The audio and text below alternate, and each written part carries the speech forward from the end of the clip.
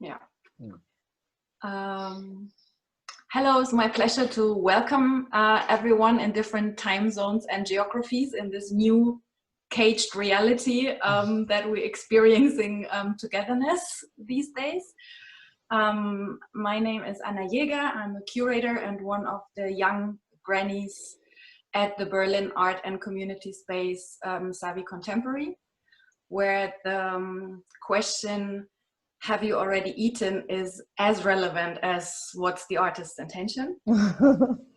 And in this very shaking context of our current moment, I am welcoming you all to a conversation with a wider glance that goes back in time to reflect origins of violences that are still lived and that are still fought today and very much today. We have the pleasure of talking about two books that share a special take on science fiction, which might not be what you expect it now to be when I use that genre term. And one book is right now still in the making and growing in its author's head and heart. That is the book by Urmilla Deshpande. Welcome today. And the other book is Christopher Kloeble's, which has just recently been published and which is, due to the other pandemic, hasn't been read out loud to as many ears as planned. The book is called Das Museum der Welt, the Museum of the World. Welcome again to both of you. Please tell me where you are right now, geographically, but also mentally in this moment, in this acute moment of our now. Umi. Would you like to start, Umi? Thank you. I'm in Tallahassee, Florida, and to be in the United States right now is really strange. I mean, you know, you've all been reading about what's going on, and as if the pandemic wasn't enough, now we have a good thing coming from a bad thing, perhaps. Hopefully, it suddenly became more hopeful in spite of all, you know, how awful it is. It suddenly became more hopeful. But you're right, this just goes straight back to so far back, and it makes you wonder if we are still thinking about these things. You begin to wonder if it's right even to be hopeful, you know. So I start thinking about my novel all over again in those terms. That's where I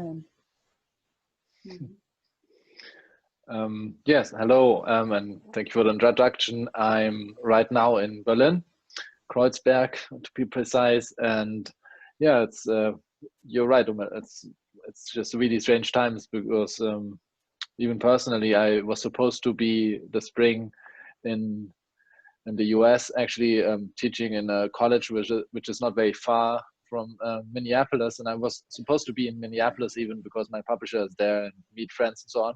So now all these things are going down. Of course, my family and I, we wouldn't go, and now we're just in touch with all these people from there and feel very close, but also very far from that. So yeah, it's still hard to judge where it's heading. Yeah, we have to wait and see. Yeah.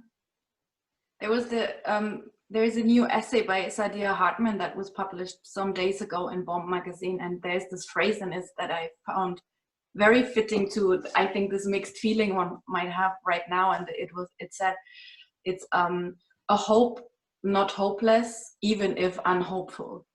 Yeah. And somehow that echoed, I think, a bit of the sentiment, you know, that yeah, might enter one system right now. Yeah. And I think a strong connection to both the core or the roots also of, you know, where both your books and writings that we talk about today come from,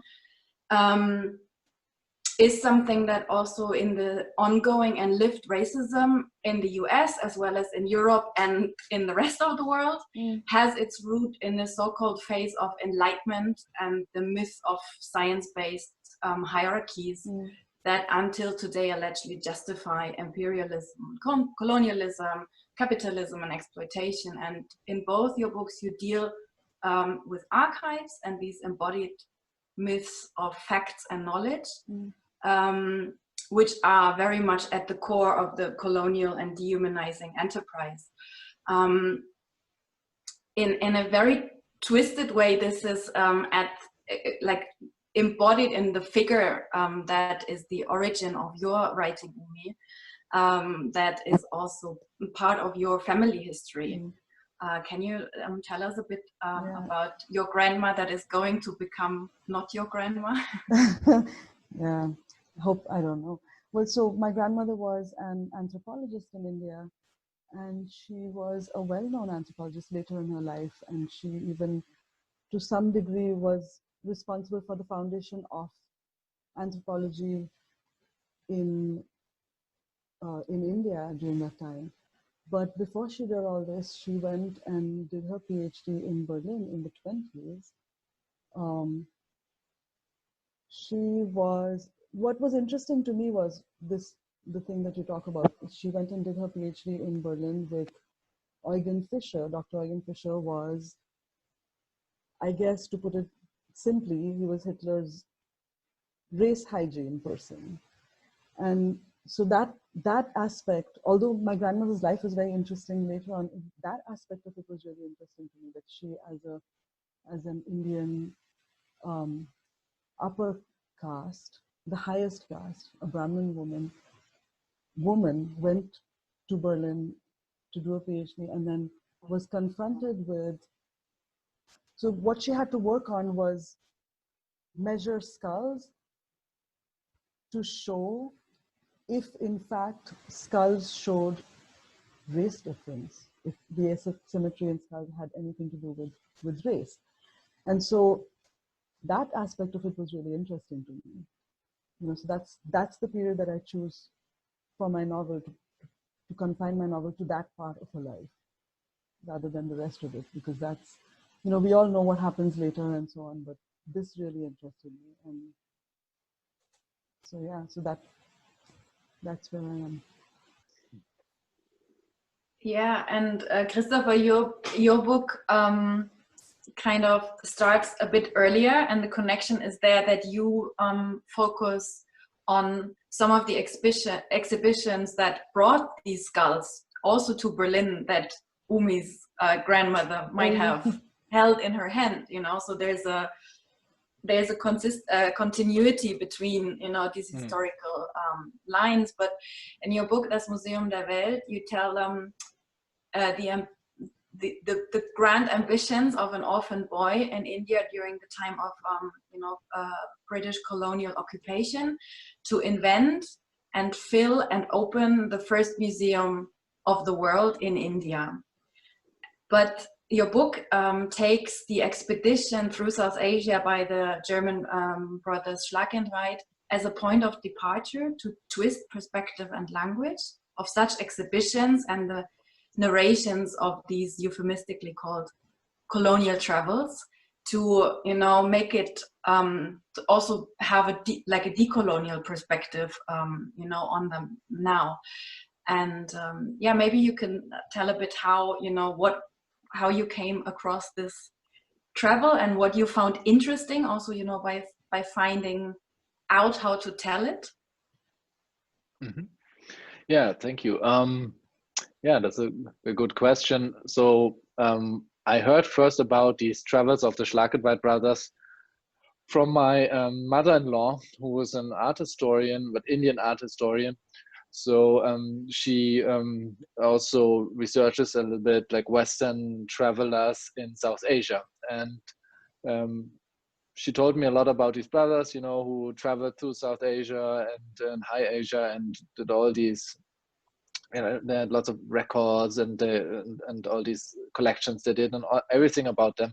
And I always found it was a very interesting story. I had never heard of them, even though I'm from Bavaria and, you know, went to school there.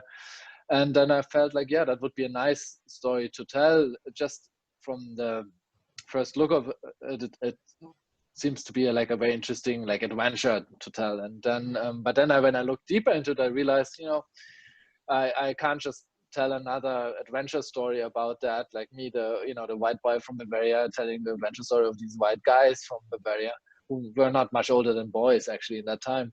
And so I realized I think I have to find a new approach. And that took me quite a while to find out how I can tell that story in order to make it more, well, interesting and relevant also for myself, because otherwise you could have written that story 60 years ago as well. And that's when I figured out that I need to change the perspective on the story. So like on the whole journey, if I just tell it from their perspective, there's nothing new to it. We've read hundreds of these books, or we've heard of hundreds of these books anyway, already in the 19th century. And so I decided to have this young orphaned boy from Bombay to travel with them, who is employed as their translator. And he tells us about this journey, and he tells us his perspective, but also he tells us in a different way a lot about what it means if, first of all, if you're like in between cultures, because he's raised and born in a mission. So he's very well educated and very strongly influenced by Western knowledge, but at the same time, he has only yet to figure out what colonialism even is. Like, he's not aware of the fact that he has like a, you know, Western name and that he writes in German. He thinks it's normal things. He thinks it's like scientific, but he only realizes after a while that even trying to build or like create a museum is quite a colonial act. Yes. Would you like to share with us a moment when Bartholomäus and the three brothers meet for the first time? It's one of the early chapters in the book. Would you like to read? Sure, I'm happy to do that. So it's like, basically it's like the third chapter in the book, and we've got to know him a little bit and the orphanage a little bit. And after he had some mischief and some troubles with some of the fathers in the mission, he notices these three guys coming into the orphanage, and that's how things start happening. Today, 3 white men visited the orphanage, yet none of them were Father Fuchs. And Father Fuchs is like his favorite father in the orphanage. He's the one who helps him out a lot and who teaches him a lot. They were taken around by Father Holbein. He showed them the kitchen and the office, the school, the garden, and the chapel. I followed them in secret. I kept my distance so that Father Holbein wouldn't notice me, and so I wasn't able to hear what was being said. Father Holbein even introduced the men to Smitaben, Devinder, and Hormats. Those are the 3 Indians who basically work there. It's like the cleaner, cook, the gardener, and the guy who was responsible for the finances. But they only spoke to Hormats. I suppose it was because he is the only one who speaks English. The whole time, Father Holbein was waving his cane about. That kept the others away, though they still gathered behind hedges and doors in order to observe the visitors. Of course, their clothes were extremely ugly and impractical. They wore trousers and shirts, and their bodies were constrained by a large number of buttons, meaning that practically no air could touch their skin. Their faces were almost as red as Smitaben's bindi. But these men were a strange sight even for a Ferengi. Above all, I noticed 3 things. Firstly, the way they walked. They took big steps as if they had to go as far as possible, as quickly as possible. A Bombay native is more careful. His feet tread closely in front of each other, for he knows that a careless step could lead him somewhere unpleasant. Secondly, their faces. They looked like 3 versions of the same man. The youngest of them wore a hat with a broad brim and head protruding, pointed ears like a bat. He was not much older than me. I can only describe his gaze as inward. In contrast, the slightly older version, the middle one, looked around in amusement and swelled his fat cheeks as he breathed, while the eldest was cultivating a tuft of hair on his upper lip that twitched like a nervous pet when he spoke. And he spoke a lot. Thirdly, their effect on Father Holbein. In the presence of the men, he swung his cane through the air as if it were not a feared instrument, but a paintbrush that he used to paint jolly pictures. He stumbled several times in his chapels because when walking, he was paying attention to the men and not the ground. And he contorted his face into many kinds of smile, attentive, pleased, hopeful, kind. I hadn't known that Father Holbein was capable of smiling like that. When he brought the men into the dormitory, I had already rushed ahead and was again lying on my bed. They came directly towards me. "Is that him?" asked Tufty. Father Holbein nodded. "He is very small," said Chubby Cheeks. Bad Boy stepped closer and looked at me. "Say something," Father Holbein demanded.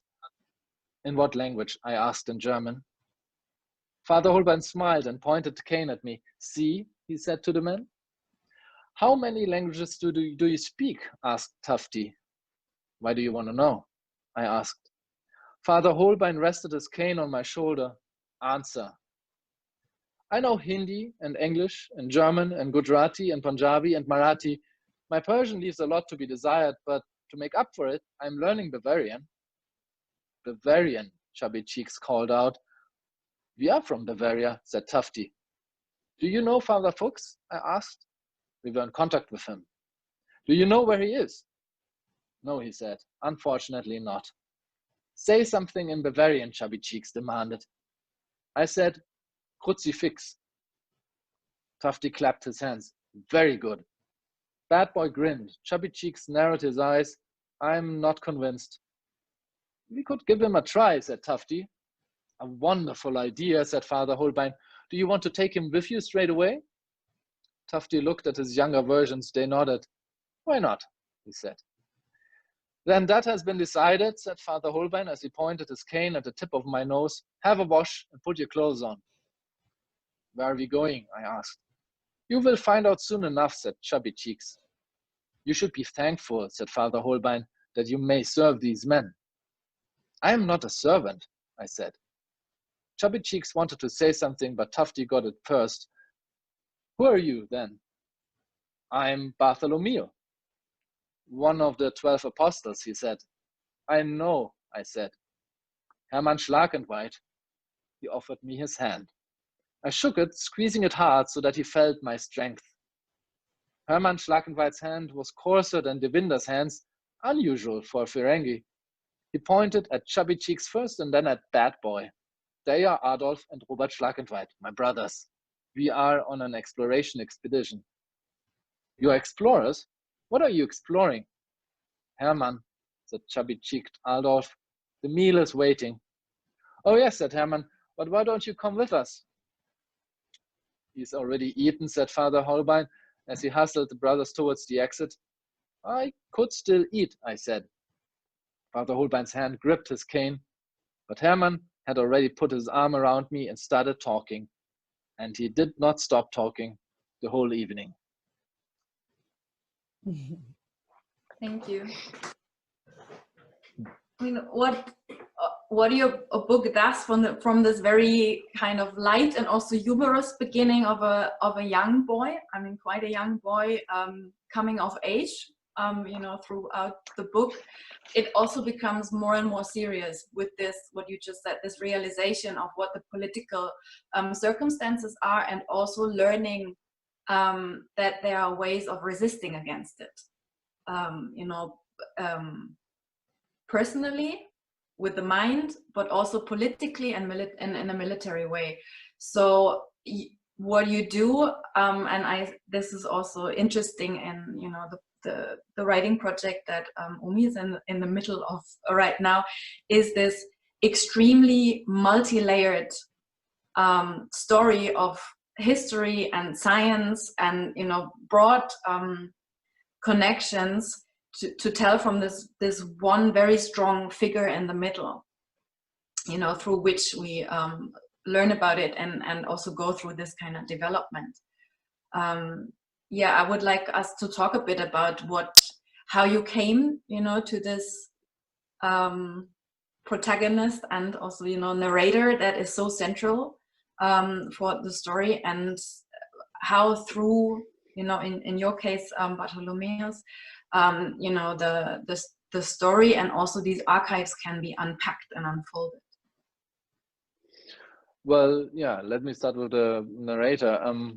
I just realized that I had to take some Indian perspective, as I mentioned before, because I realized that this is the most interesting part of it. If you try to write about what happened back then, if you try to tell a story about how science also was an aid to colonialism, then I think you have to show what this science did to others, you know, like, so, and usually this is like there are these heroic stories about all these scientists who went on adventures all around the world, and they risked their lives to gather knowledge, you know, and that's true, of course, they risked their lives and they gathered knowledge, but I think it's also interesting to look at, like, first of all, who they gathered knowledge for, and in this case, it was the East India Company, who was very, very interested in exploiting South Asia, and knowledge was the best thing, you know, in order to exploit, because then you know who's who and who's what Maharaja has dealings with that, and who has like enemies there, and who is growing crops where, and how the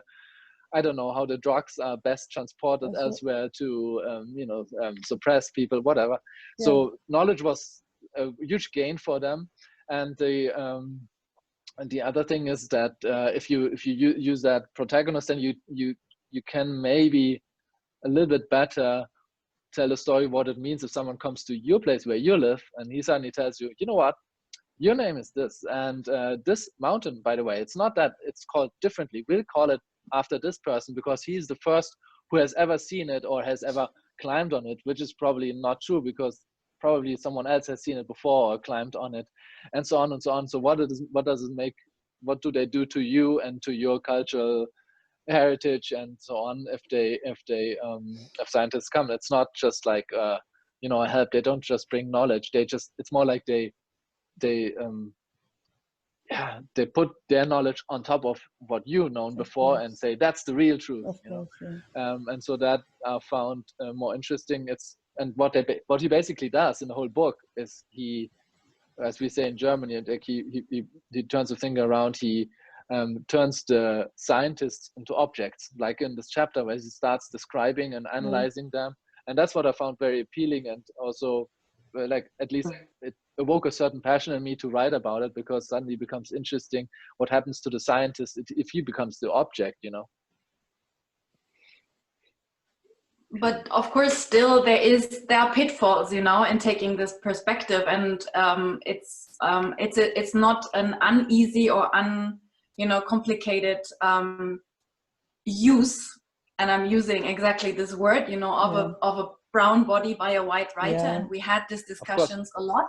So, and you apply certain strategies in the book, or how did you maybe first of all justify it for yourself, you know, to do it? Yes, it's an interesting perspective. Yes, you know, this is the perspective that should be told, but the question is maybe also by whom. And then, you know, since I also thought about what would have been the alternative, you know, through whom else could this story have been told? And there's always a twist or a complication with every perspective. So and of course you decided, I'm pretty sure after, you know, long reflection, why, you know, it is maybe justifiable, or what are the strategies that you wanted to use, you know, to tell it then in the sensitivity, you know, that is maybe needed then there as well. Sure. No, so like, first of all, of course, I mean, I'm sure we all agree that, you know, if you're a writer and you write a novel, of course you can, you know, choose any perspective you want. But the thing is, you have to do it with responsibility. You know, you have a huge responsibility if you do that. And there are some choices you might not or should not, you know, make. But you can, of course, like you shouldn't be like generally be limited to that. But so in this case, I think, of course, there was like a certain danger that you can easily, you know, you have to tread carefully. So first of all, that's like just a background information, but it's important to know is that I think I would have never written that book if I wouldn't be married to someone from India, and if I hadn't spent the last 10 years and like every half year in India, which doesn't mean that I know as any way close to what someone from India would know, would be able to add to the story. But I felt much more that in this time I gathered much more knowledge in order to write about it, because I talked to so many people about this whole issue which is at hand here. So there's just a background knowledge. But more importantly is that if you, and I have to spoil it a little bit, like, because that explains a lot about the story, is so this Bartholomäus, what is very important to me is that he's not just some random Indian boy, you know. He is, first of all, he is kind of, you could say tainted, but he's strongly influenced by the West. So his soul is to a certain extent already colonized. And what I wanted to tell is a story of someone who, over the course of time, over the course of these 3 years that he's with the Schlagintweit brothers and he travels, he suddenly, he gets a new, he becomes aware of how much he has been colonized already. So he only then starts understanding what happened to him. He's like full of this Western knowledge, and some of that might be interesting or maybe even helpful, but he still believes like this is the high knowledge, and he only realizes that after a while, like that he realizes, hey, wait a second, my name is not even Indian. And it's like, I mean, of course he knows that, but he only realized later what that actually means if someone from somewhere else comes and gives you their name. So he makes this procession, but he doesn't only make this process in terms of like intellectual ways how he has been determined, but even genetically and in the past. So he has been told as his story, the story he has been told always is that his parents died in a famine, which happened to a lot of Indians due to colonization.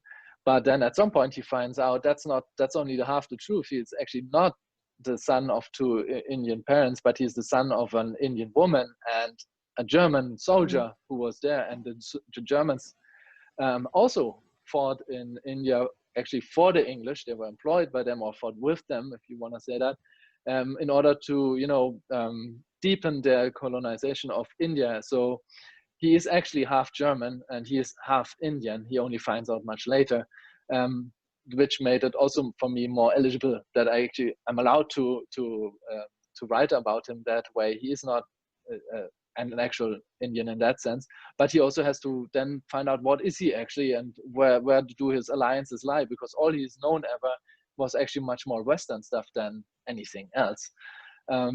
And still, of course, you could say like, I'm not supposed to take on that perspective, but then it's all a matter also about how convincing you can do it. And I guess I had also a lot of help in the sense that I didn't know it, but since the last 10 years, I think it was a big aspect for me that I just lived so much there that I've only when I started writing book, I realized how long I had been already researching for this book in a different way, so that if he, you know, to give a random example, if he looks at the moon and he tries to find an image for it, he compares it to an idli, which is this rice cake from South India. From South India.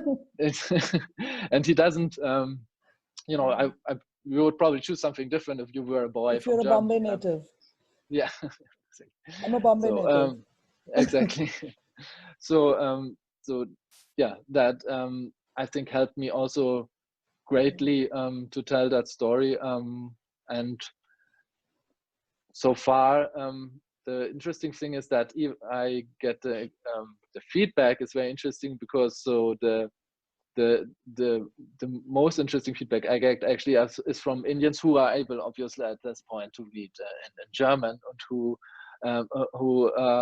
kind of like they're fascinated with the fact that like this written was now by German, because they said like, oh, I would like to have this book now in English, or to have it in a different Indian language, and that's what we're working on. Because that would be even more interesting to hear from more people in India what they think of that. Yeah, that was an interesting question you asked, Anna, because that was what I wanted to ask him, that how do you choose? Yeah, it takes an act of bravery to you know, to write about somebody who you are not. I mean, you know, I was talking to Anna earlier sometime and was talking about the fact that we are all the characters we write, but you're not an Indian boy, you're not a young Indian boy. So how did you do that? Yeah, it's difficult and it's dangerous. And it's also interesting. I don't want to create a controversy here, but because you are a white man, you can write an Indian boy and get away with it, and no one's going to question it even today. And, you know, I told you this before, but I wrote an Indian woman based on myself and my life as a Bombay native. And the publishers there were publishers from UK, from the US, and from India, who said that the woman was not Indian enough. So, no one's going to tell you your brown boy is not Indian enough, but I was told as an Indian woman that my character was not Indian enough. And this character is based on, I would say, at least 50% on my life. So, I don't know what that says, but I have an idea.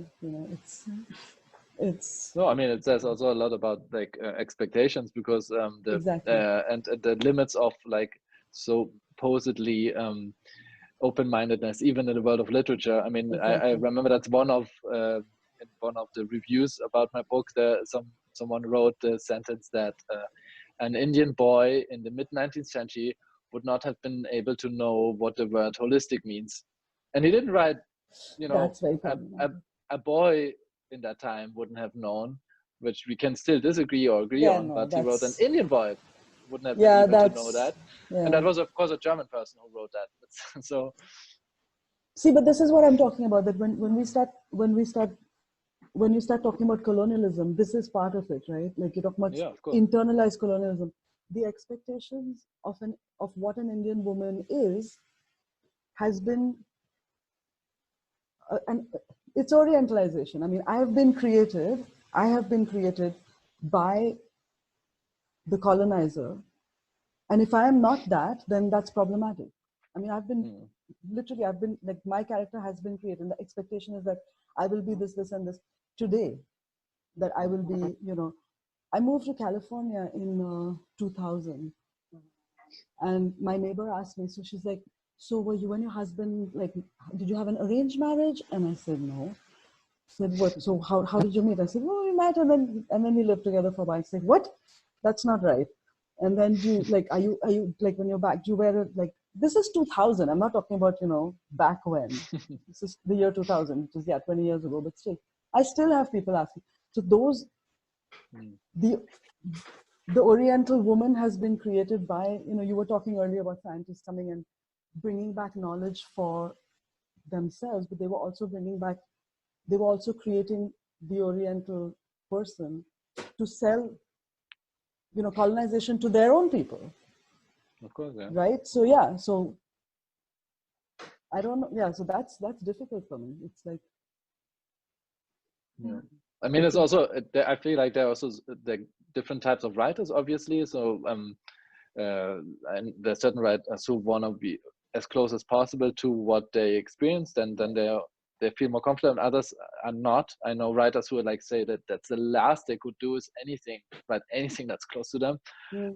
I'm sometimes torn in between, but I also find the appeal, the challenge, the most interesting thing about writing, because I know my own life quite well, so I actually love that aspect of writing, that I don't have to spend that much time with myself if I go elsewhere. Of course, it's still me, but it's, and I wouldn't go somewhere where I feel like, I wouldn't write that book about, I don't know, Panama, where I've never been. But I feel like that's the interesting part, that challenge to try to get into that other person's mind. Yeah, I like the part where you wrote about, when you wrote about Bombay natives tread carefully. And I remembered when I was a child, I would have to, like, the Bombay monsoons would come, and then I'd be like this high coming back from school. And I would have to go really carefully, because I thought there'll be an open manhole and I'm going to die. I'm going to be carried into the Arabian Sea and I'm going to die. So that was really nice for me to hear. Yeah, that's because my father-in-law is from Bombay, so I've often went to Bombay, and so I mean, that's something I didn't, it's not like I researched everything of that, but that's what I meant by like having a research for it for many years, and that somehow like it's weaved into what you write, because you met so many people and you spend so much intense time with them that you suddenly realize you actually researched for it in a certain way. Yeah, as a writer, everything you do is research, right? Every single thing. Umi, your central figure that you're going to write about, and you're in this process right now, is historical and real, but yet you still have to do the work of inventing her, of imagining her, and to have these kind of fact bases that you have from, you know, archive knowledge, from her own writings, and from other research that you can add. But when we spoke earlier, you also said this question that I really like what to do with a historical figure in fiction, and especially that one. Can you talk a bit about, you know, this approach that you have to her as not only being a historical figure, but also having been your grandmother?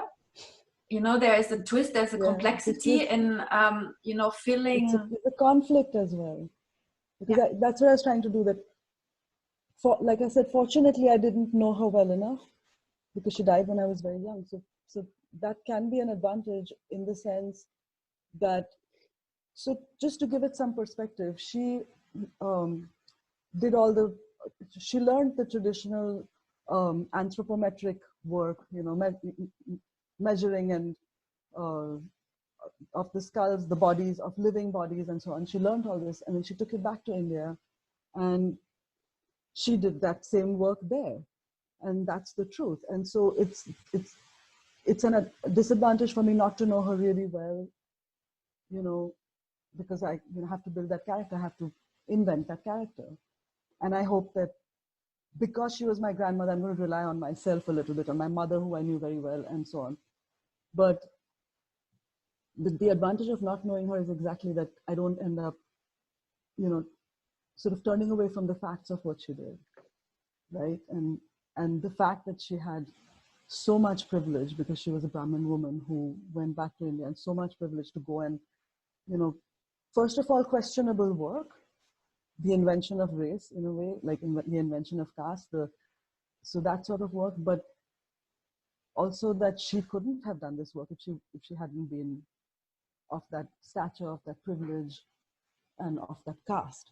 So yeah, it's going to be difficult. I know it's going to be difficult. It's going to be difficult to not make her who I want her and wish her to be, and to be, you know, I mean, it'll be an exploration. You know how it is, Christopher. Characters will become who they are. You can't do anything about it. They overtake you. They overtake the book. They go and, you know, do what they want. That's a true character. Like, and you have to allow them to do that. So it'll be a struggle, but I think all the questions, all the answers, and especially all the questions, they need to come from some kind of ethical, truthful, that's it. That's all you can do. Authentic place. If you have that in yourself, hopefully we have it. I don't know. But it's hard to do that. To let them develop how they, you know, to let them be what they will be, to not force them to be what you want them to be. You have offered very generously and very courageously to already read a draft, an excerpt of you know, your book that is a work in progress right now, and there is this very beautiful scene that shows not only the complexities of the historical background, but also gives us an idea how you are attempting to narrate that story. You know, how to fill her as a person. And yeah, we're very grateful that you let us. Well, no, I'm grateful that peek over your shoulder while you are writing. Basically. No, I'm very grateful to have people listen to it, because then I hear back, you know, what's happening too. So it becomes like, you know, I write it, but it's also some kind of weird collaboration, right? So I read it out to my friends. It was, yeah, I mean, I don't mind. I think I'm very grateful for people who listen to work in progress. So this is, like we were talking about earlier, this is about the archive that you talk about. This is the archive. This is her archive was, my archive is what she did, but her archive was bones and bodies, you know, the evidence of genocide, right? So in terms of, all right, haven't read this for a long time. So the hottest summer of Iravati's life, she was 11 years old. The skin on her legs was flaky and giraffe patterned. The skin on the earth looked the same, hard, cracked. The slightest breeze blew away the fine soil and exposed the bones of the land. School holidays meant she and her older brothers and their friends often rambled in the wilderness behind their house. It was cool under the canopy. They played hide and seek, swam in the abandoned quarry hole, or just sat in the shade of jamun and guava trees, eating fruit and arguing. One afternoon, Irati found a small bleached white bone. They all argued about what animal it belonged to and then scratched around for more bones to settle the argument. In the dry ground, they did find more and more and more bones, and then a skull, a small, unmistakably human skull. They were extremely excited. They hurried off to fetch the adults. Irati stayed because she was the baby sister and therefore to be spared running back and forth through the woods in the heat. She sat there with the bones, touching them, holding the skull. A little girl, she thought, a child, in a faded blue dress, red ribbons in her oil-shiny, tightly braided hair, with her wood-framed slate and her lunch tin, walking to school. A little girl, just like herself. Chimney, Irati called her, Sparrow. She didn't dwell on the bare reality, though she held it in her hands, that this little girl was dead. She found out later the bones were of an older girl than her Chimney. The location and the shallowness of the burial connected it to the disappearance of a young girl who had been a little different. The smallness of the skeleton was because of a paucity of food and kindness, not age. The police said she had been murdered by the father because he couldn't find her husband for love or money. The man was long dead himself the summer they had found the poor bones. Irati was so far from those bones, from the bones of her people, the bones of the saints. That summer, it was 2 decades and a continent away from the city. She hadn't thought about it in years. She'd tell Emil when they walked home together that afternoon. Irati stepped into the corridor. High ceiling, no windows. It was a long concrete cavern between the archive room and the lab. The sound of her steps multiplied themselves off the walls and the ceiling. If she closed her eyes, there was a legion of Irawatis in bleached white coats walking with her, each holding a tray with human skulls covered in a bleached white cloth. The tray was heavy, green-painted iron. Her wrists trembled, and it was always a relief to put it down on her table. She lifted the cloth off, folded it, and placed it to the side. She sat down. Then, as she always did, she examined the skulls one by one. She looked into their eye sockets, trying to fill in the eyes, the eyelashes, the hair, the skin, and finally the smile. Sometimes she conjured up a man, sometimes a woman, sometimes a girl. And once, when it was a very small skull, she imagined a baby who had never walked on its own feet. All these skulls were from German East Africa, Rwanda, Tanzania, and from Melanesia. She knew what people from these places looked like, but her skull people were her father's cook with mud-brown cheeks and beetle-black eyes, the fruit stall lady, steel hair and ocean eyes, Georgiana, copper-haired and copper-freckled, and one morning it was Emil's head she was holding in her hand, his eyes crinkling up with a smile. He had hurried in that day, late as usual, shrugging on his white coat. "Who is that?" he had asked, because he knew she would tell him a story. "It's you," she had said. 100 years from today, this is you, and I'm another Irawati trying to imagine what happened to the owner of this perfect skull." Emil had laughed and said, "I'm glad you're here, Iru. I'm glad we're here together." And then nervously, "Is he here yet?" He was asking about Professor Fisher, who was not yet in that day, luckily for Emil. Because of his habitual tardiness, he was not the professor's favorite student. Irati went back to her examination. It's strange, she thought, how these skulls all look the same. Not the same, but who could tell just by looking at them whether they were Georgiana, the daughter of her Scottish doctor, or Mary the Malayali cook, or the murdered African woman whose skull this was. "Forgive me," she said. "I hope you find your way home." She took it to the craniophore. She set the skull inside it at a right angle. She placed transparent paper on top. She carefully drew the skull she saw through the paper onto the paper. All morning and into noon, she would change the angle of the skull, draw again, change the angle again, draw again, and still again. Then she would find all the points on the pile of papers and calculate the differences between the points. Days went by, measuring, counting, calculating indices. She would know eventually what all these examinings and drawings and measurings and all the numbers she generated would say, what lies, what truths, what facts, what theories. But for today, this woman was not Rwandan, not Herero, not Nama, chased down and beheaded in the indifferent sun. This was Chimney, who had lived a long, happy life and was once a little girl in a blue dress, red ribbons in her hair, walking to school in the shade of jamun trees. So this was a weird piece. I wrote this piece, and in the portion that was about the skull measurements, I'd just written vaguely that things were generated. And then this young student who's actually working on a PhD on my grandmother, who was luckily introduced to me, by someone who's just amazing. He told me, he says, Umi, numbers not generated. This takes a long process. And then he explained this whole thing to me of, how a skull is measured. And it was chilling. It was like, this is, this is the evidence. This is the genocide. This is it. Yeah. So when you talked about the violence of the archive, it was difficult. Yeah, I was also, especially in that chapter, and also one that Christopher is going to read soon. I was exactly thinking about this. There is this reflections on the violence that is so deeply inherited in these form of archives. And writing within them in a scientific way is also an encounter, of course, with that violence and finding ways through it. But what I thought deeply about when reading these two, chapters of yours is how much that violence and weight of these archives you have to let go through your imagination, to fill it also, where the facts leave blanks, and to go really, not only to have all the facts right and put this together, yes, how was it done, but then to really fill with imagination and with the sensation of being there and being the one actively involved in that. Yeah.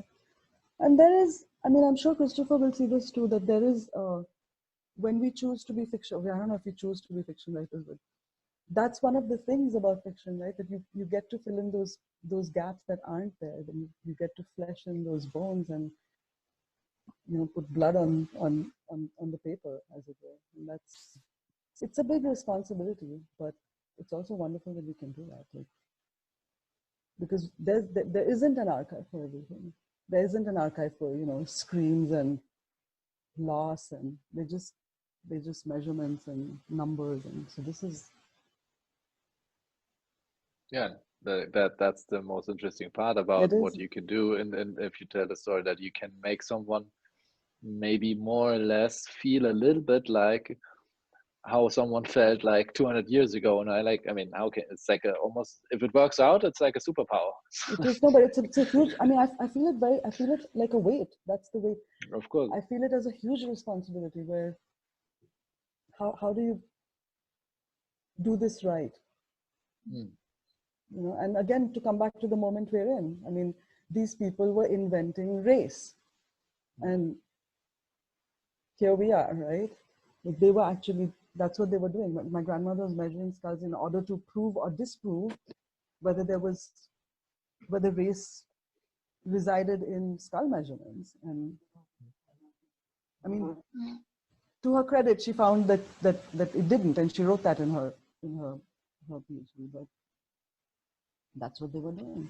Yeah, but even still, that a lot of this theory and scientific knowledge might be discredited on a scientific knowledge. It has done its damage, and exactly. And so in all other levels, in society and life and relations in the world, it has seeped in and deep. The roots are deeply, and that's also before we go to this moment, Christopher, in your book that connects, there also where it started, the long continuities of the beginning of this looking for knowledge and finding a form of science that justifies these injustices. But then it leads very straightly, and this is a conversation that is not yet fully had in Germany, it leads to that moment that you localize your book in right before, in the 20s and 30s of Germany, which leads into the Holocaust. And it also, of course, doesn't stop there. Where we are right now has its root exactly in that kind of gathering, taking, stealing, dehumanizing humans. And there's this little though, which is terrible and very violent, is that we might think this is over, also the measuring, but it still is in practice in so many fields Very today. much so. Yeah, of course. You know, I spoke once with someone working for the World Food Program, and back then, I don't know if it's still in place, but it's not that long ago, a couple of years, it was the practice to identify which family really need food aid. The upper arm of the youngest child in the family would be measured, and then followed by a list, you know, if the level of starvation was high enough to get donations from one of the richest countries in the world. And I find this so sick. And I tried, it was another German person, you know, and I kept repeating, like, don't you feel sick, especially as a German, to do these measurements? And this person who was my age, so a young, like a generation where I thought we have gone through that process, you know, of reflection, he couldn't even understand my question. There was no way we find a level of, you know, understanding why something like this could be wrong, and why it is not just, you know, a practical measure, why it carries heavily, and why it has context. So I'm just saying this because the echoes of this violence are so loudly ringing through, not only in this example, of course, but in much subtler ways as well, that I think it's also, that's why it's so extremely important to find different ways to tell, you know, about this violence in different forms of narrating well. When you go looking, when you talk about, you know, people going to look for scientific knowledge or explore or whatever, you have to look at, they're not going, it's presented as a purely scientific or educational enterprise, but it most certainly wasn't. I mean, you know, who funded these people? Why did they go anywhere that they went? So this was all, you know, it's not, oh, we're going to explore the world. You know, Queen Elizabeth didn't send, what's his name? Walter Raleigh or whoever to, you know, they wanted to know what was out there that they could have.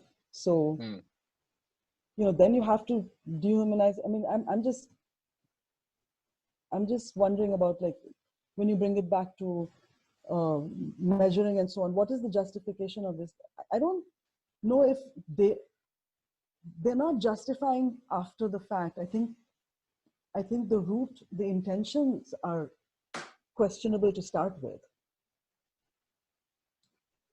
I mean, you don't start measuring skulls I think you already, you know, you're doing something, you already assume that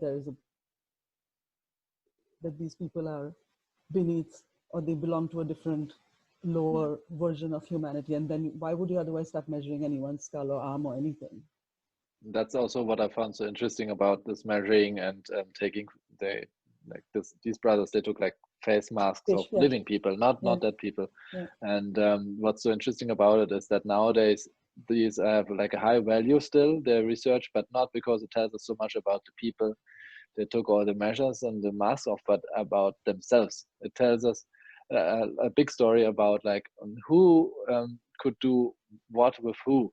You know, and if you, for example, measuring skulls and taking face masks, of course, what they didn't do is do that like for everyone, because then at least, you know, like then it would make at least some sense that you say like, oh, we'll measure everyone. We're also taking face masks of ourselves, you know, like everybody just gets one. Like it's just like for everyone, because we want to have the faces from the whole world. No, that's not what they did.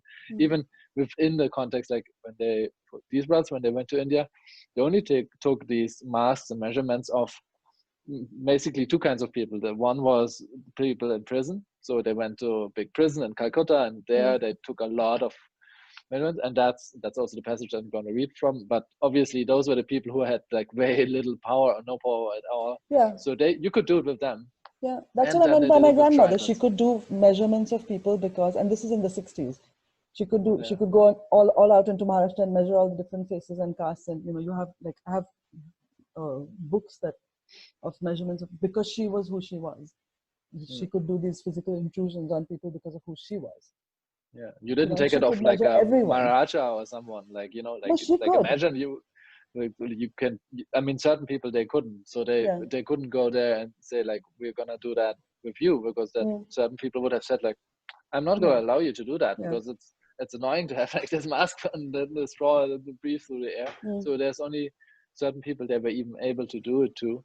And that then it even doesn't even make sense then to do this whole thing, because if you anyway just gonna do it of a certain class, a certain type of people, then it's just that already makes it yeah, not that's only what I'm saying, horrible that the but intention. absurd. Yeah, what is the intention? That's.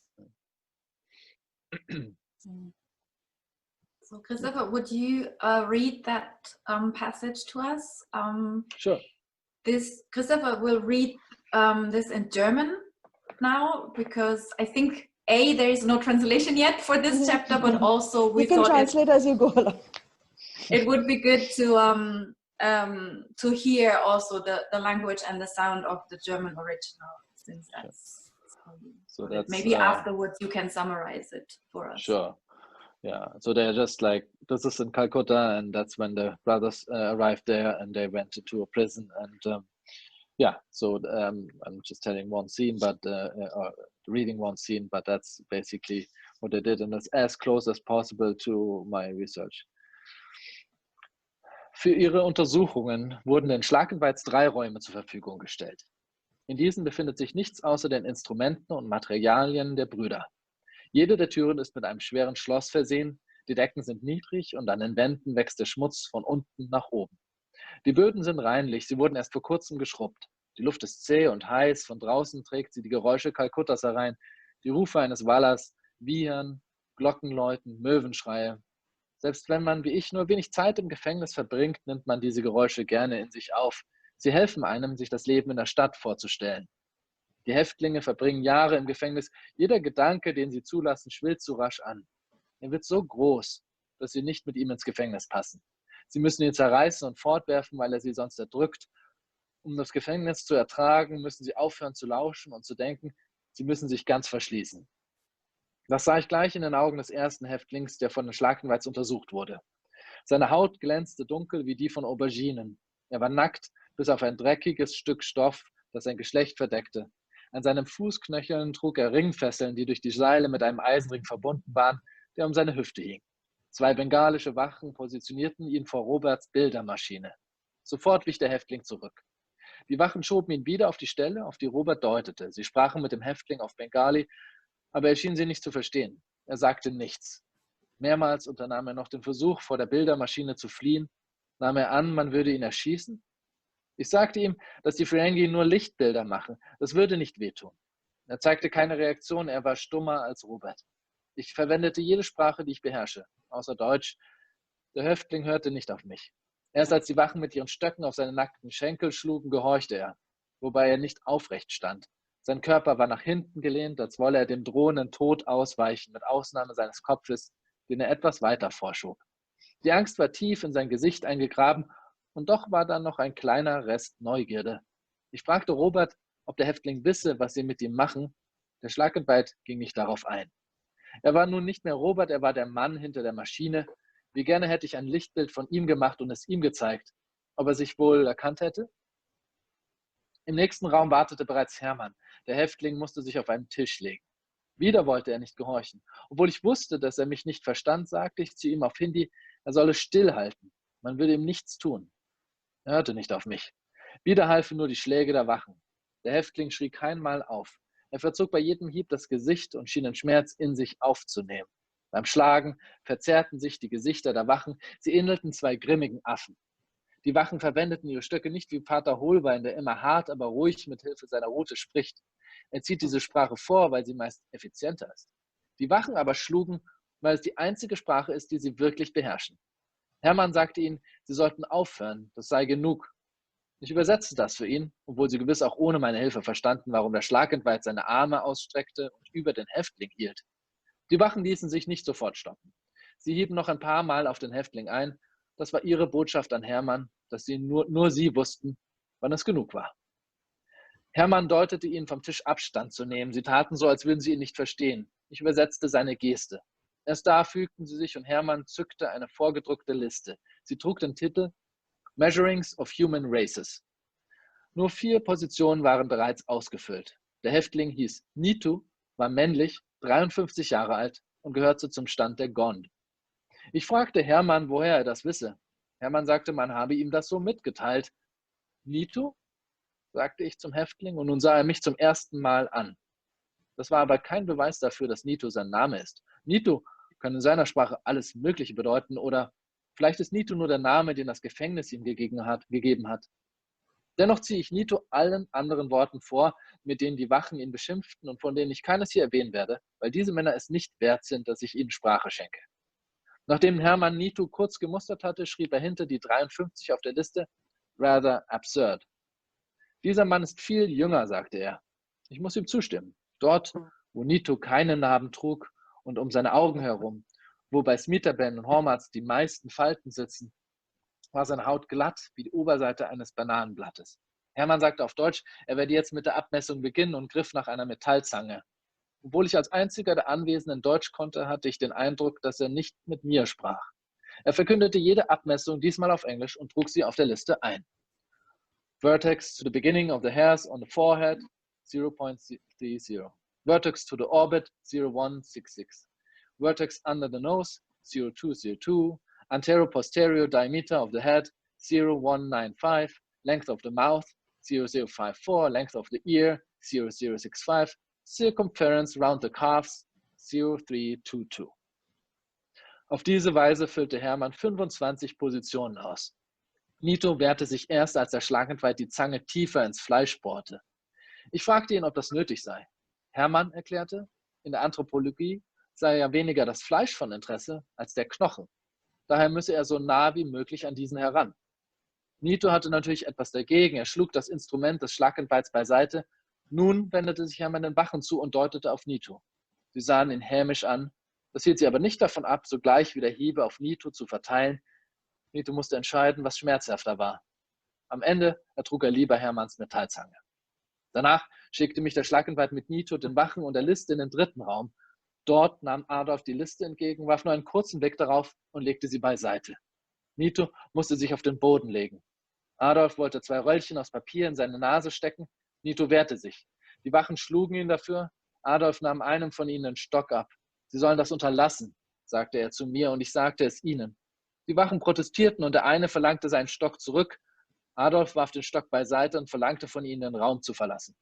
Ich übersetzte. Die Wachen rührten sich nicht von der Stelle. Sofort herrschte Adolf sie an. Das musste ich nicht übersetzen. Sie zogen sich zurück. Adolf schüttelte den Kopf, dann wendete er sich wieder Nitu zu, zeigte ihm die Papierröllchen und steckte sie sich selbst in die Nase, schloss den Mund, atmete demonstrativ. Nitu beobachtete ihn. Nach ein paar Atemzügen entfernte Adolf die Papierröllchen erneut und führte sie an Nitus Nase. Diesmal hielt er still und Adolf konnte sie befestigen. Der Schlagintweit begann mit Nitu auf Deutsch zu reden und seltsamerweise schien Nitu dies besser zu verstehen als alle Sprachen, die ich probiert hatte. Er wurde so ruhig, wie ich ihn bisher nicht erlebt hatte. Nitu, ich werde jetzt dein Gesicht mit Öl einschmieren, sagte Adolf und tat genau das. Und nun, Nitu, musst du deine Augen schließen, sagte Adolf und fuhr ihm über die Augen, die Nitu schloss. Als nächstes, Nitu, werde ich mit einem Löffel eine feuchte Masse auf deinem Gesicht verteilen, sagte er und schmierte die weiße Substanz vom Hals bis zum Haaransatz und von Ohr zu Ohr. Gewiss hatte nie zuvor ein Mann Nitu so berührt, begriff er auch nur annähernd, was vor sich ging. Seine Angst muss schrecklicher gewesen sein als meine in Boribunda. Aber Adolf machte sie erträglich. Der Gips wird nun warm werden, Nitu, sagte er. Das ist gut so, du musst nur ein wenig ausharren, dann ist es schon vorbei. Nitu atmete schnell, aber gleichmäßig und machte keine Anstalten, sich zu bewegen. Selbst dann nicht, als aus dem Nebenzimmer die Schreie eines weiteren Häftlings kamen. Wir warteten. Adolf wich nicht von Nitus Seite. Sie atmeten im gleichen Takt und nicht nur sie. Ich ertappte mich dabei, mit ihnen zu atmen. Adolf dankte Nitu für seine Kooperation und sagte ihm, er sei sich dessen höchstwahrscheinlich nicht bewusst, aber er gehöre einer schwer zugänglichen ethnischen Gruppe an. Sein Gesicht sei wertvoll für ihre Forschungen und nicht nur für diese. Adolf erzählte ihm von einem Ort namens Madame Tussauds in London. Dort werden Wachsfiguren außergewöhnlicher Persönlichkeiten ausgestellt. Könige und Päpste, Mörder und deren Opfer, exotische Völker. Nicht einmal seine Brüder wüssten, dass er bei seinem letzten Besuch in London heimlich das Kabinett aufgesucht hatte. Wäre Hermann nicht so vehement dagegen, sagte Adolf, dann könnte Nitus Abdruck dort von Tausenden bestaunt werden. Nach einer halben Stunde war der Gips getrocknet. Nun, Nito, ich werde den Abdruck jetzt lösen, sagte Adolf. Das könnte ein wenig ziehen. Der Schlagintweit hob vorsichtig den gehärteten Gips an und zeigte ihn Nito. Das war das einzige Mal, dass der Häftling so etwas wie ein Lächeln zuließ. Darauf reichte Adolf ihm einen Lappen und eine Schüssel mit frischem Wasser, damit Nito sich das Gesicht waschen konnte, ehe ihn die Wachen wegführten. Yeah, thank you for listening. Yeah, would you like to summarize a little bit, or? Yeah, of course. So basically what happens is there are like 3 stages of what they did to the prisoners. The first, and each brother is responsible for one of the stages. The first thing what happens is they're taking photos, which was a very new thing. Like these brothers were the first Germans ever to do that in India, and even photography had just been like more or less invented. And they could only do it of people, not so much outside, but like of people. And so they took images. The person I'm describing here, I also have seen the image of them. So that's the first thing they did, but they didn't really explain what they were doing. So I mean, it must be a bit of a frightening thing to have like this huge, machine looking at you, and you're not like, what's going to happen to me now? Is this a canon or what? That's the first thing they did. The second thing they did is they took the measurements of all, like the length and the mouth and the head and so on, but the whole body. And what I found so interesting was also, since they were still alive, what they had when they were using these measurements, they had to go really deeply into the skin. So there was a lot of pain involved because they had to get as close to the bone as possible to make it as precise as possible, because you weren't interested in the measurements of the the skin or whatever, the fat or whatever. And then the third part, what they do is they took these masks, which look nowadays, if you look at them, they look like death masks, like we know of them, because the eyes are closed, obviously, so the fluid doesn't get in. The only difference is if you look very closely, you can see that it's not a relaxed face like over that person, but you can see that there are a lot of wrinkles around the eyes, because it's obvious that the person is doing this, tight, and trying to, get over this fact until the mask is finally hardened. But they must have had also like a lot of fear, because as I mentioned as well, they didn't necessarily speak the language. They didn't even have translators for them, because some of them were tribals. So they just had to do whatever was done to them. So that's basically what happens in the scene.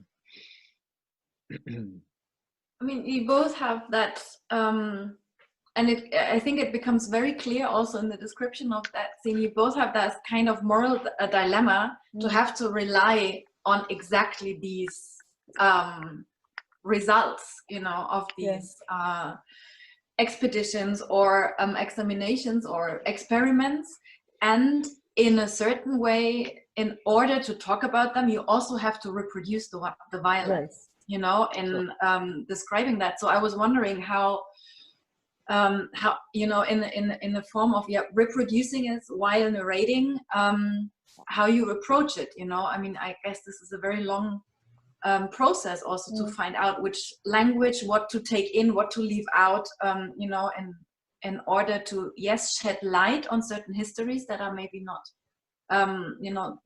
that often told, but also on the other hand to be responsible with the material that you have there. It's a question to both of you in different, of course, contexts and variations. It's very similar. It's striking how similar. But even when you're talking about photography, I had even that we have similar in our writing, in the sense I had there's a physicist, Lisa Meitner. And I heard from my father that, oh, your grandmother had a Leica from Lisa Meitner. I said, what? Who? And I tried to get more into this story, and no one seemed to know anything about it. And my mother and father are both dead long ago. And so I thought, oh, here's a thing for me, here's my grandmother. She has a camera. She's going to be in Berlin in the late 20s, and she's going to take pictures. So it's a way of, like, your thing is of course different. Your camera is almost a violence on the people it's photographing, but photography is always there. It's very strange.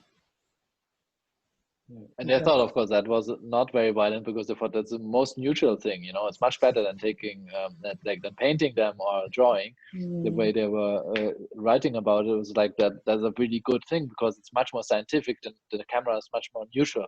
That's what they believed in that time. They did, yeah. It's not though, is it? Yeah. I mean, if you don't know what's happening, I mean, in China, like I remember being in China. This was before China became what it is. I was in China in I think it was 1981, and you couldn't point a camera at a person. They would think you're, they think you're taking their soul out. So. Yeah, but I mean, what Anna said, I think it's it's true. Like it's tough because you have to really go into the brutality of something and try to somehow live it while you're writing it in order to put it on paper. I often feel like in such moments it's helpful to try to be as descriptive as possible, like just like describe what's happening and try to create the image, and then not try to tell someone that this is very brutal. It's terrible. I'm feeling the brutal. Like even if you have a character there, I wouldn't say what he's feeling. I would try to.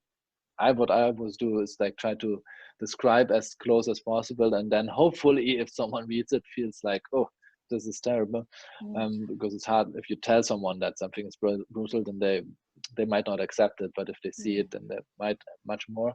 But I have a good there's a good anecdote about this, because my last novel I had based actually a lot on family research, or research in my family basically, and one part was about my grandmother who was with her two very young children, was fleeing through the chaos of the last months of the Second World War to Germany, back and forth through a whole year. She was fleeing from one place to the next, and so I wanted to write about this because it was one chapter of a long family history, and she used to be a writer and actress, and she wrote a long story about this journey after the war and published it in newspapers and in many parts. And I got this and I read it and I was like, wow, it's so fascinating because it's in so much detail and it tells you so much about that time.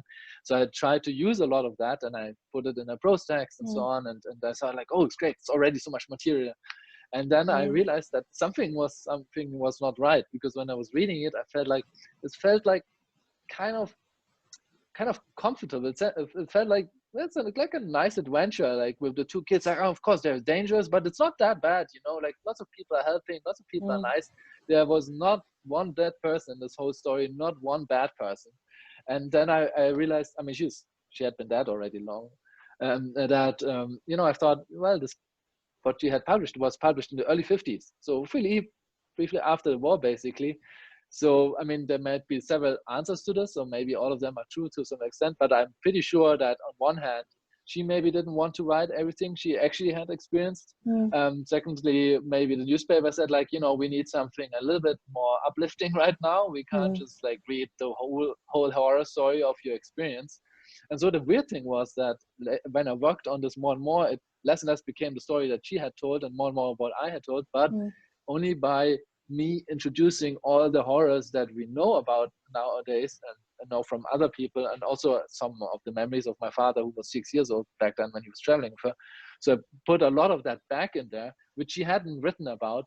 And afterwards, I know it sounds arrogant, but I actually think it's true. I think afterwards it was much closer to how she had originally experienced it than the way she had written about it.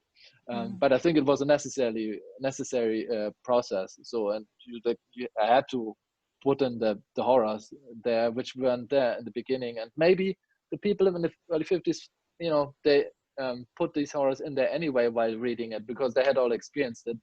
But nowadays, I felt like I have a responsibility, so I have to put it back in there. That's I think your question on reproducing what you're writing about. I feel that a lot, and I think that the thing that I read about the skulls, it was, I put in to her mind what I was thinking about those skulls. I felt that I would, having to measure skulls which were brought there as a result of a genocide that was perpetrated on those people, I would have to think about every single skull that I held, I would have to at least give it the respect of thinking about it. I don't know whether she did or she didn't.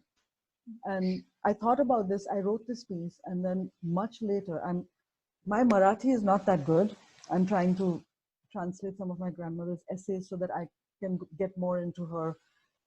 And I came across this essay that she'd written about an archaeological dig that they were on much later in her life. I think she must have been in her 50s or so when she wrote this.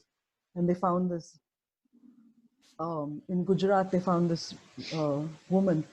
And she'd written almost exactly this kind of thing where she was looking at this person and trying to imagine who she must have been. Mm.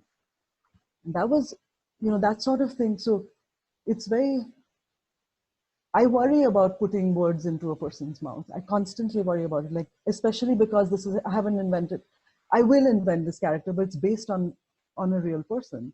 So I worry about, to what extent, and that's one of my biggest issues. I mean, one of the reasons why every time I write something, I'm like, okay, this is my agenda as this kind of person. How much of it can I, force into this other person? And then when you talk about reproducing the violence, you're talking about the skulls. These skulls were just returned, as we talked about. They were just returned, I think, last year to Namibia.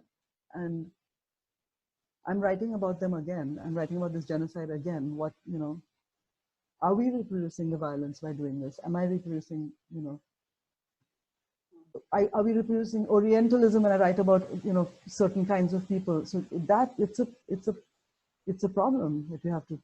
I don't know the answer to this, and this is why I keep telling you I'm confused about this novel, like I've never been before, about writing characters, and because there's all that violence, and it's there inside. And it's also still, I think it's also not true, or it's a myth that we are over this, or that we have already understood, especially here, in European museums and institutes, that this is and was violence. I mean, we still see some of these photographies and results presented in museums, and there is no sensitivity whatsoever on why a photograph of a prisoner somewhere half naked or naked is utter violence, and I think this is also why this is not photography it's true. It's all fact, like there are these aesthetically beautiful pictures of terrible things, and like, this is you have my partner is a photographer, and he's always showing me things from his area and the kind of work he's doing. There's this couple called Bernd and Hilla Bescher, and they did these very truly documentary photos of water towers and structures in Germany and stuff like that. And that's acceptable to me, like, where you're not making something awful look so beautiful, like they'll photo. Have you seen this film Anthropocene, where they, because I think it's agreed that we're going to name this period of human history Anthropocene because of what we've done to the world. And I was at Hambach, where that big mining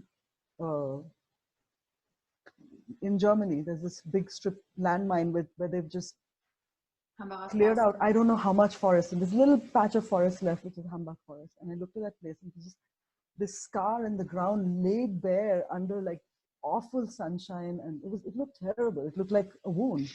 And then you look at the pictures in this film, Anthropocene, it's all like mist and these beautiful the machines that work on this misty thing. So that's museums, right? It's all, you take skulls and then they're lit with these sort of clever lighting, and it looks very aesthetic, and it's put in these glass cases, and there are these little, and it's just like, oh my God, this is, these are people you killed and brought and put here in this museum. Yeah. You have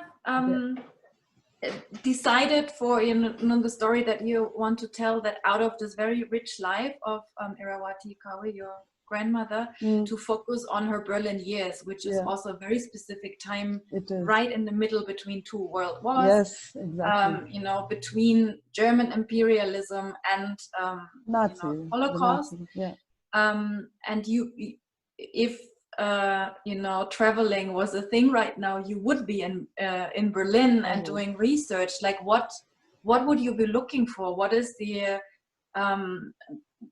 why Berlin, and what is interesting, you know, to set it here, and what would you have been, I mean, you know, to answer that, yeah, it's irresistible, right? I mean, like you said, the space between those two wars where you're, you know, coming, was it two wars, was it, you know, all those questions. And then that, every time I read or knew anything about that time, it was always this glamorous, you know, the cabaret and the you know, all that stuff. And the more I looked at it and the more I researched it, it's like, it was bleak, it was awful. There were, you know, people were in terrible condition. And then there was my grandmother right there at that time. And I'm just like, it's irresistible. That's the answer to it. It's like, everything else, we know what happened. You know, she had an exceptional life, there's no doubt about it. But to be here in that time, it's the time that was,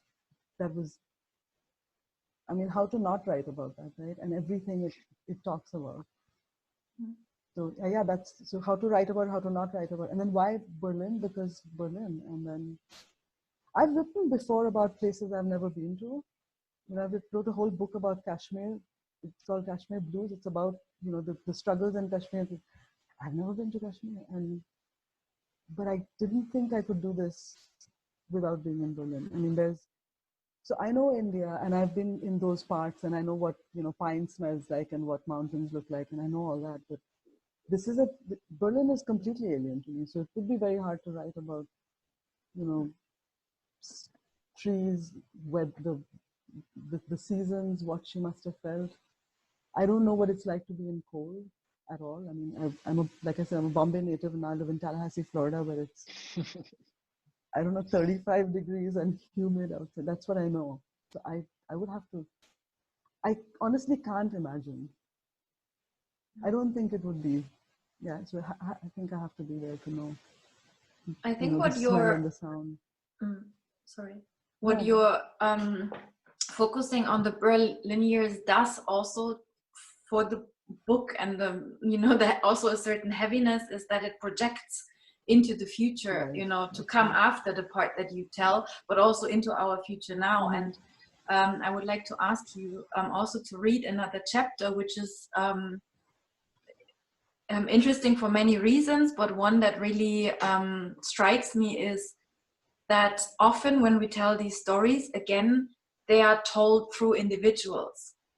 And sometimes, yes, we know what was a certain social climate maybe, but through silence, society becomes, you know, complicit in, you know, this whole procedure, in the scene that you are reading now. And I think this is an interesting aspect as well, to talk about the wider society and the carrying of that cruelty, which was not only you know, executed by a few unusually cruel men or women, but there was a network around, a social network around that carried this cruelty. And you already have also worked out, you know, this part. And no, it's funny that you call it a chapter, because I just want to make a scene. Sorry. It's not a chapter, it's just an experiment to discover if I can or if I can't even address these things, right? And you're right, it's very hard to confine. I don't know how you did this too, Christopher, because knowing what we know about everything that's happened after the time that we're writing about, how do you confine your novel into that space very clearly without, you know, allowing those echoes of what we know to come in? Because, like, in my case, for sure, the whole Second World War and the Holocaust came after that.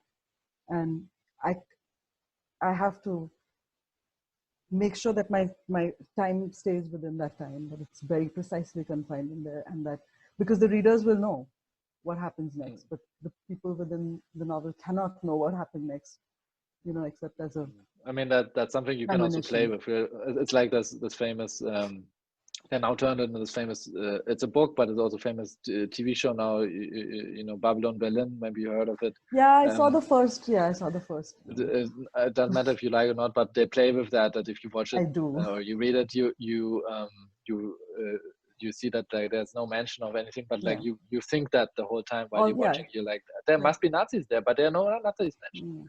So. Yeah, it's difficult. I mean, Babylon was it was one of those things where you experience it and enjoy it, and it leaves nothing. You know, it left nothing in me. Didn't care about the character. It's like it's very frightening to see that kind of thing. You know, where you don't want to. I don't want to ever write a book where you experience it and it's great. You know, page turner, and you read and leaves nothing behind with the reader. That's like fail. That's right. At least get angry. All right, so I'm going to read this, what Anna calls a chapter. Thank you for that. I have high hopes for the book, and I'm very much looking forward. Sunday afternoon street sounds were too few and too lazy to fill the silence in the room. Slow footsteps, a child's laugh, something metal and heavy grinding over the cobblestones, a door closing in the building. Frau Meiser poured coffee. Here, she said, handing Iravati the flower-patterned gold-rimmed cup and its matching saucer. Iravati held it, not drinking it, feeling the warmth on her hand. Frau Meiser sliced a large wedge of the apple cake sitting on the fluted glass cake stand. The piece was so tall that it fell over when she put it on the plate. She placed a small silver fork on the plate and pushed it across the table. Iravati had said nothing to her landlady since she walked in the open door, not even a thank you, either for the invitation or the cake. Is something wrong? Frau Meiser asked her. Wrong? That young man, that boy, he was thrown out of the window, murdered, and how can we just sit here and eat cake and drink coffee as if the cup began to rattle on the saucer and she put it on the table. Frau Meiser pulled her plate toward her and began to eat the cake in small, nervous crumbs. My God, do you have no heart? Iravati blurted out, too loudly, and regretted it immediately. Before she could apologize, Frau Meiser set her fork down. Iravati, eat the cake, drink the coffee. There's nothing to say about that. Nothing. You understand? Iravati understood. She was shocked but not surprised. Everyone had turned their eyes and face from what had happened and what was happening. They were not pretending. They were genuinely closing themselves off to it all. They were protecting their own hearts and minds, and perhaps by doing so, their own skins. This boy would be forgotten then, intentionally and carefully. She would have to remember him, all by herself. She thought the trauma of the incident would not allow her to remember. She thought her mind would fight to forget. The chemistry of fear had distorted her smell and sight. The recollection of what she saw had a hallucinatory dream quality to it. But she remembered. She supposed she was shell-shocked. Like those broken soldiers begging all over Berlin, those incomplete men missing limbs, fingers, eyes, incomplete inside and out, war beggars in a beggared country. They reminded her of the beggars at Victoria Station in Bombay. Those were missing parts too, lost to leprosy though, not to a war, the war. This was not her country, but she felt a strange tightness in her heart for it. Defeated, cornered, hounded, what would become of it? The despair was not on the periphery, not at the edges of the eye. It was right there. You had to turn away from it to hide it from your sight. Turn a blind eye, she thought. Both eyes blind, both ears deaf, and the mouth mute, and then what? She had not forgotten that day. Though the memory was peculiar, she would not forget.